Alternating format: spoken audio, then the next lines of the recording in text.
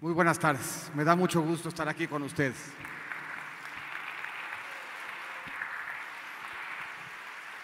Y me da mucho gusto estar aquí porque he estado con ustedes muchas veces. Prácticamente en cada una de las secretarías que tuve la oportunidad de desempeñar, tuve la fortuna de tener un diálogo con Canacintra.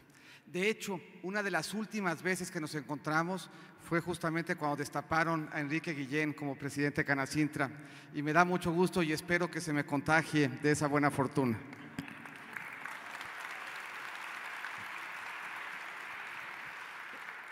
Es viernes, venimos de estar en gira en Sonora y eso explica el atuendo. Pero quisiera empezar diciendo que nadie que no reconozca la importancia de Canacintra merece ser presidente de este país.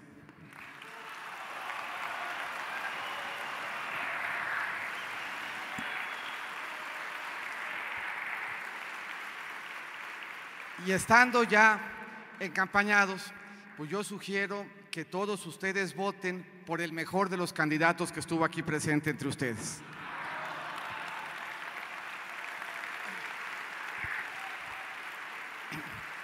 Me platicó Enrique de cuáles eran algunas de las principales inquietudes que tendrían y buscaré anticiparlas con esta presentación, poniendo un poco en perspectiva lo que está en juego en esta elección que tenemos en los siguientes 16 días.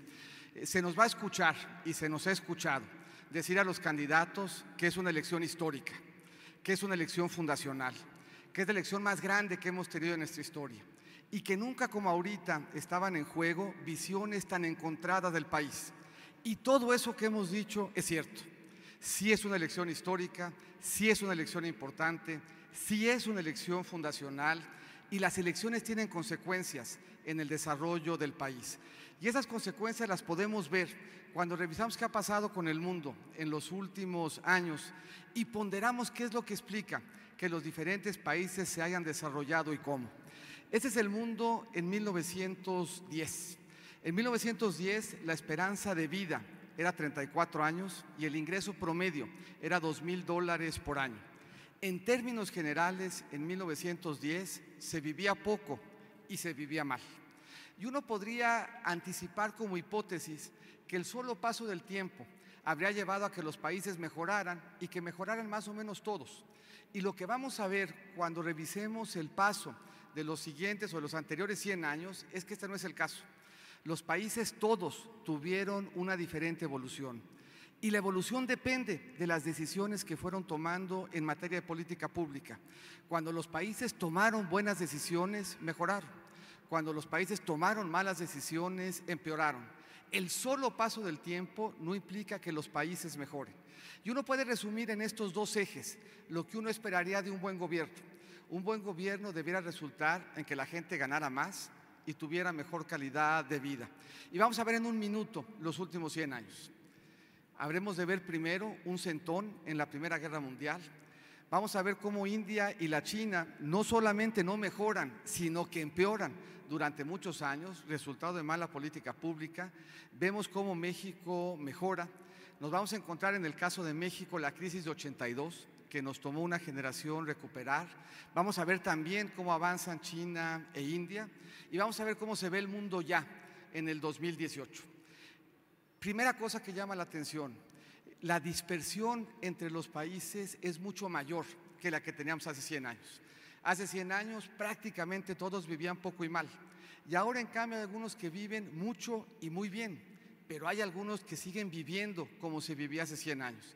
Eso quiere decir de nuevo que el solo paso del tiempo no explica esta evolución y que atrás de una evolución diferente por país está resultados distintos de las decisiones que en cada país se tomaron. Un poco la pregunta es si hay algunas cosas que tengan en común los países que les fueron bien, que podamos utilizar como un elemento para decidir qué es lo que al país le conviene hacia adelante. Y podemos dividir a los países en 4 bloques. El bloque de los países en donde viven más y tienen más ingresos y el bloque de los países en el otro extremo en donde se sigue viviendo como se vivía hace 100 años. Y encontramos algunos elementos que tienen en común, algunos elementos que explican esta evolución y algunos elementos que van a estar en la boleta en esta elección y que ameritan que de aquí a que termine las campañas Hagamos conciencia de que esto es relevante y de que no está asegurado que al país le vaya bien si toma un rumbo diferente en los temas que hemos visto que funcionan. ¿Qué es lo primero que llama la atención? La calidad del Estado de Derecho hace diferencia. Mientras mayor la calidad del Estado de Derecho, mayor esperanza de vida y mayores elementos de ingreso. ¿Qué más llama la atención? Mientras mejor sea el entorno de seguridad en el país, más crecimiento y mayor esperanza de vida. Mientras mayor sea el reto de inseguridad, pues los países pierden confianza, no hay un buen entorno para invertir y se va destruyendo el empleo y con ello se genera pobreza. Los países que tienen una buena política social, que van generando espacios de mayor inclusión, los países que cierran brechas entre su territorio, los países que cierran brechas entre hombres y mujeres, los países que cierran la distancia entre los ciudadanos que tienen y los que no tienen, les va mucho mejor que a los otros países.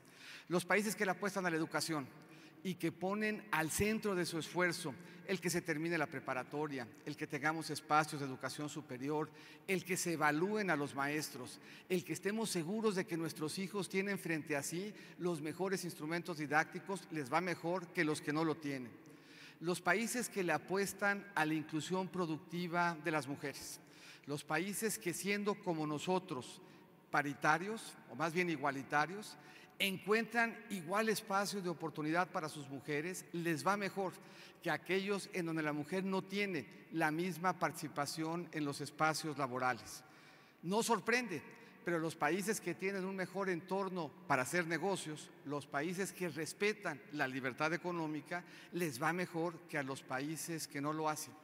Y al final algo muy importante, los países que cuidan sus finanzas públicas, los países que cuidan su calificación crediticia, los países que cuidan vivir dentro de sus ingresos, les va mejor que los países que no la cuidan. Y esta película la hemos visto muchas veces. Cada vez que los países equivocan el rumbo, cada vez que los países toman mala definición de política pública, cada vez que los países restringen los espacios de libertad económica, la historia termina igual. De 1995 a la fecha, 130 países que le apostaron por restringir libertades económicas terminaron esa historia con desempleo y con pobreza. Cuando México ha tenido episodios en donde restringe libertades económicas, esos experimentos terminaron también en pobreza y desempleo. Esto es, sí hay lecciones en términos de lo que está en juego en esta elección. Y las lecciones son claras y son preocupantes. Si equivocamos el rumbo, tendremos un mal resultado en el país que se va a expresar en desempleo y en pobreza. Por contra, si perseveramos en consolidar los espacios de libertad económica, si perseveramos en esforzarnos por acabar con la pobreza, si le seguimos apostando a la educación, si construimos un mejor marco para que las mujeres participen, le vamos a dar al país un horizonte promisorio que nos permita alcanzar a ser potencia, definida así como un país en donde generemos más ingresos en la familia y en donde tengamos mayor calidad de vida. 3 elementos voy a concentrar en esta exposición para ponerme a sus órdenes. La primera de ellas, seguridad pública, transformación e innovación industrial y finalmente un tema que se me anticipó, llamaba la atención, que es la relación entre México y Estados Unidos. Ahí está México en 1997. Ahí está reflejado nuestro reto de inseguridad. En diferentes tonos de azul se ve la inseguridad por estado. 1997 eran los años después de la insurrección zapatista. Se veían problemas de violencia en el sur del país y teníamos algunos problemas en el noroeste, Baja California, Sonora, Chihuahua, Sinaloa. En términos generales, toda la parte sur, Bajío, centro, se encontraba en paz. Vamos a ver entre 97 y 2011 dos momentos. Un muy buen arranque de siglo. Entre 2000 y 2005, en general, el país enfrentó un buen contexto de seguridad y del 2005 en adelante un deterioro muy relevante. Si nos acordamos respecto a 97, los problemas de inseguridad estaban en el sur, en el 2011 los problemas de inseguridad se concentraban en el norte. Cambia la forma de operar de la delincuencia organizada. dejan de concentrarse solamente en el tráfico de drogas para empezar a traficar armas, personas, meterse al secuestro, a la extorsión, al robo de combustible, al control de penales. Cambia su escala y su capacidad de operar. Y nosotros no cambiamos la nuestra. Del 2011 al 2017, de nuevo dos momentos. Una recuperación importante hacia el 2015 y luego un deterioro relevante en 2016 y 2017. Llama la atención primero que no es la misma violencia del 2011. El norte no es ya donde se concentra, se movió al noroeste, hacia el Pacífico y de nuevo se empieza a mover hacia el sur. Pero el mapa llama la atención por lo que pasa y también llama la atención por lo que no pasa. Especialmente notable entre lo que no pasa es Coahuila, en el norte del país. Vemos cómo se deteriora Baja California, Sonora, Chihuahua de manera notable, Nuevo León, Tamaulipas y sin embargo Coahuila permanece en paz. ¿Qué llama la atención de Coahuila? ¿Qué hizo bien Coahuila? Que nos dé un elemento para planear nuestra política pública hacia adelante. Coahuila hizo un muy buen trabajo de identificar por dónde le llegaban recursos a la delincuencia organizada y cambió su norma para ajustar esos giros de negocio de forma tal que hizo difícil que a la delincuencia organizada le llegaran recursos. Ahí también vemos cómo se incrementó el acceso de armas en el país. ¿Qué tendría que hacer México hacia adelante para recuperar seguridad y paz? Tendría que trabajar en tres vertientes. La primera de ellas es la prevención. Una prevención estructural, una prevención amplia, una prevención que tiene que ver con el rescate de nuestros valores comunitarios. Un segundo esfuerzo de disuasión, y aquí entra la experiencia de Coahuila, el tema de armas, el transporte público seguro, las cámaras, la inteligencia, la mayor presencia y mejores elementos de apoyo para nuestros policías. Y un tercer elemento absolutamente fundamental, la capacidad de investigar para poder castigar. En México solamente 3 de cada 100 delitos que se denuncian terminan con una sentencia. Si no somos capaces de investigar y por lo tanto de castigar, no importa qué hagamos en prevención y en disuasión, no vamos a alcanzar buenos resultados. En términos ya más allá de la seguridad, ¿qué tendríamos que hacer para fomentar una cultura de transformación e innovación industrial? Un primer elemento que también está en la boleta, consolidar la apertura del mercado energético. Quitarle al gobierno de encima al sector industrial con mejoras regulatorias y simplificación. Nosotros creamos una ley, la de zonas económicas especiales, y algo que hace especial a la zona es que tiene una ventanilla única. Bueno, esta ventanilla única debiera de no tener nada de especial y de ser la norma que estuviera vigente en todo el interactuar entre el sector empresarial y el gobierno. Las contrataciones abiertas y transparentes, todos los contratos, todos hechos públicos, a quién se le dieron, de qué manera, de qué forma y bajo qué mecanismo. Una agencia autónoma que proteja al emprendedor. 3 veces más presupuesto y con una gobernanza diferente de apoyo a los emprendedores. Y algo que ustedes conocen bien, las recetas no pueden ser las mismas en todas partes. Cada una de nuestras regiones tiene una vocación diferente y por lo tanto tendríamos que tener polos regionales de innovación y de desarrollo. La que sigue. En términos de lo que estamos viendo hoy con Estados Unidos, eso nos plantea una agenda amplia y compleja, que tiene diferentes elementos que todos tienen que ser atendidos. Uno muy importante es la relación entre el migrante y la comunidad que lo recibió allá. Hoy especialmente retante, pero siempre muy valioso. La importancia de las remesas aquí para todos ustedes es conocida y el imperativo de cerrar la brecha entre el ciudadano y el migrante que vive allá es una tarea cotidiana que nos entrega muy buenos frutos y que hace sentir al migrante cerca de su gobierno. La negociación debiera de ofrecer espacios de oportunidad para que los 3 países encontraran beneficios en una actualización del tratado. El Tratado de Libre Comercio fue uno de los primeros 50 tratados que se firmó en el mundo. Hoy hay firmados más de 900. Entre el Tratado 50 y el Tratado 900, pues hay áreas de oportunidad y hay aprendizaje que pudiéramos incorporar en el nuestro para mejorar. De entrada, buena parte de lo que hoy incluye el comercio no existía cuando se negoció el Tratado de Libre Comercio. De ahí que podemos pensar que hay espacio para mejorar. La relación entre México y Estados Unidos es bastante menos contingente en el tratado que lo que era en 1994. Una buena parte de las exportaciones o se da en bienes que no existían, o se da en bienes que existiendo tienen el mismo tratado arancelario que la OMC, o se da en bienes que teniendo un tratamiento arancelario diferente, la competitividad de la cadena fuera de Norteamérica nos permite entrar siendo más competitivos por fuera del tratado. Eso implica que el tratado no condiciona nuestro crecimiento hacia adelante. Pero para que eso suceda, tenemos que consolidarnos como una plataforma logística global.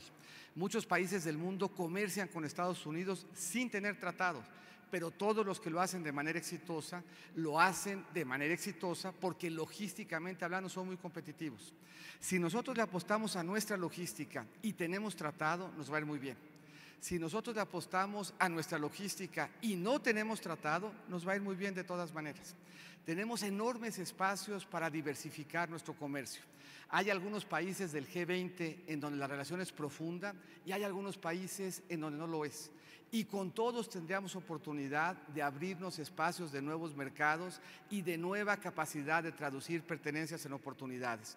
Y algo fundamental, en la relación entre México y Estados Unidos, pero en la relación entre México y sus procesos de inversión dentro y fuera, tenemos que preservar un marco de confianza. Y tenemos que hacerlo porque solo cuando hay un marco de confianza se generan procesos de inversión que no solamente generan empleo, sino que alientan espacios de crecimiento. Y termino con una reflexión futbolística que tiene además que ver con las encuestas. Hay muchos elementos de información que nos permiten, ahora que empieza el Mundial, tratar de predecir quién va a ganar. No solamente las encuestas, tenemos información de los equipos, sus estrategias, cuánto pagan en la nómina, cuánto valen, cómo les ha ido cuando se enfrentan entre ellos, y todo eso permite hacer pronósticos.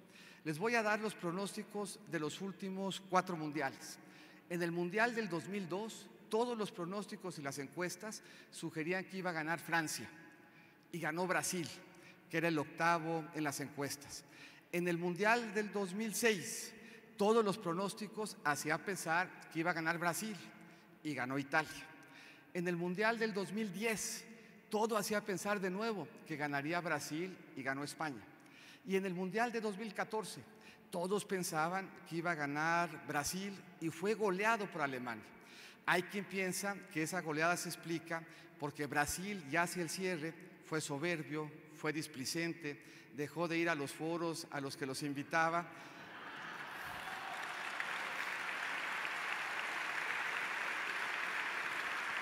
Por lo tanto, y sin ninguna ambigüedad, lo que esto acredita es que hay que jugar los 90 minutos. Y si se juegan los 90 minutos con empeño, bien plantados sobre la cancha, con la confianza y la conciencia de que tenemos los mejores planteamientos, vamos a acabar ganando esta elección y como en los últimos 4 mundiales, no va a ganar el puntero, va a volver a perder.